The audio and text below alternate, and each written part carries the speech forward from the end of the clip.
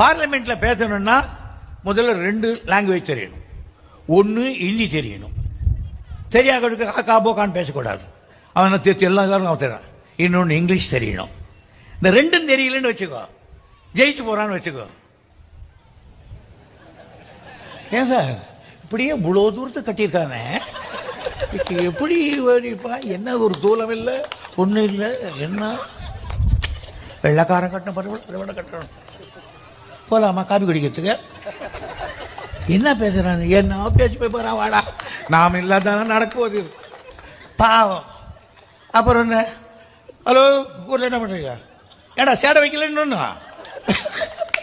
உங்க அம்மாவுக்கு உடம்பு தெரியலையா, நான் நாளைக்கு வரேன். இதுதான் அந்த எம்பி.